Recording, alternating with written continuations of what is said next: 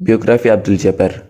Abu Al-Hasan Abdul Jabbar bin Ahmad bin Khalil bin Abdullah Al-Hamadani Al-Asadabadi adalah seorang ahli hukum Islam dan sarjana hadis yang dikenang sebagai Qadhi Al-Qudat, kepala hakim, bui dinasti dan ulama besar terakhir dari mazhab Mu'tazilah teologi Islam, dan dilaporkan sebagai pengikut mazhab Syafi'i. Beliau dilahirkan di Asadabad dekat Hamadan, Iran. Beliau menetap di Baghdad sampai dia diundang ke Rai pada tahun 367 Hijriah atau 978 Masehi oleh gubernurnya Sahib Ibnu Abbad. Setelah menghabiskan sebagian besar hidupnya dalam dunia intelektual, Abdul Jabbar meninggal di bumi Rai dan dimakamkan dekat dengan tempat tinggalnya di sana. Abdul Jabbar meninggal dunia pada tahun 414 Hijriah. Semasa hidupnya berumur lebih dari 90 tahun.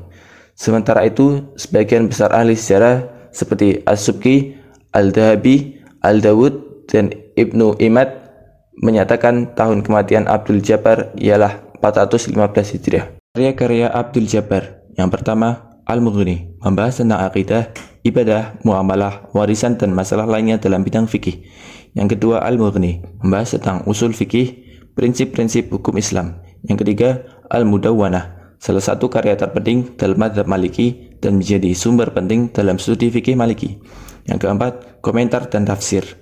Komentar dan tafsir terhadap karya lain memberikan wawasan yang mendalam tentang pemahaman hukum Islam yang berlaku pada zamannya. Pengertian fikih secara bahasa yaitu al-fahmu yang bermakna paham. Sedangkan menurut istilah, fikih adalah mengetahui hukum-hukum syara' yang bersifat amaliyah dari dalil-dalil yang terperinci. Al-ilmu bil ahkam syariah al-amaliyah al-mustafadah min adillatit tafsiliyah.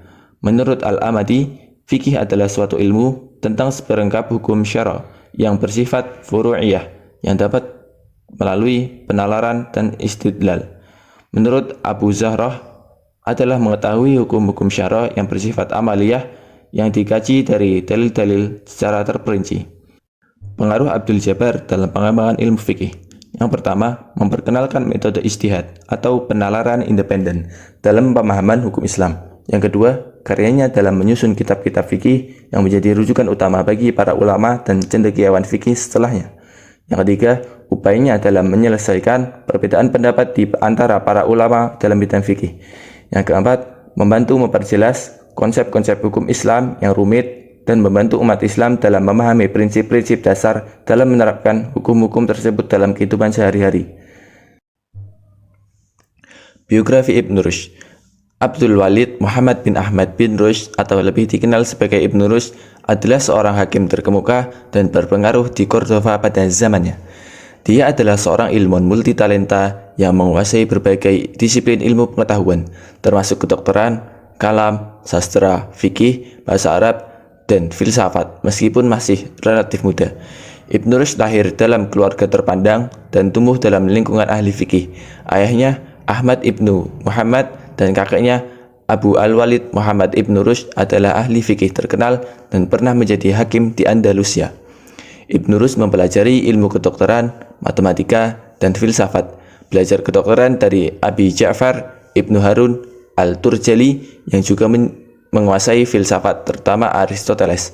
Kematian Ibn Rushd terjadi di Marrakesh pada usia 72 tahun pada 9 Safar 595 Hijriah atau 10 Desember 1198 Masehi. Setelah 3 bulan, jenazahnya dipindahkan ke Cordova untuk dimakamkan di makam keluarganya.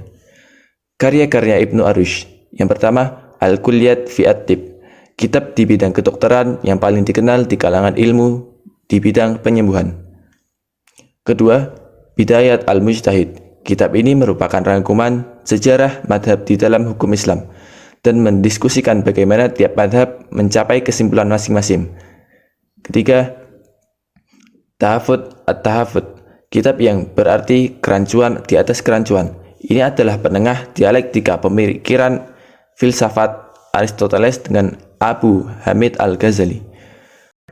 Konsep pendidikan fikih menurut Ibn Rushd. Pendidikan bisa dipahami sebagai perbuatan atau amal dan bisa juga dipahami sebagai pengetahuan atau ilmu.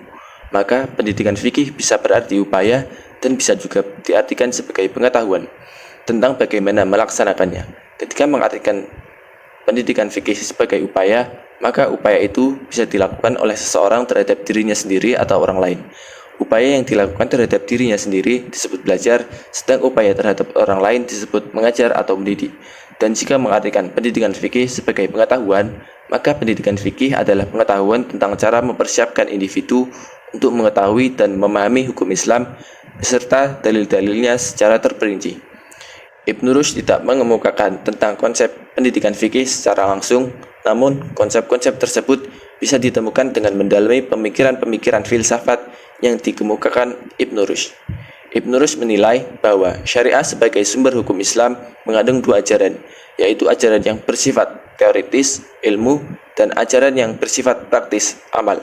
Di dalam pembahasan ilmu amali, perbuatan itu terbagi menjadi dua, yaitu perbuatan yang dilakukan oleh anggota badan secara lahir, af'al ghairah badaniyah, dan perbuatan yang dilakukan oleh hati, af'alul qulub, seperti syukur, sabar, dan sebagainya.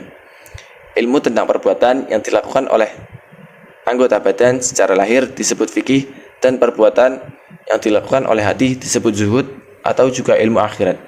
Dengan demikian, tujuan pendidikan fikih sejatinya adalah mengajarkan manusia untuk melakukan perbuatan yang benar.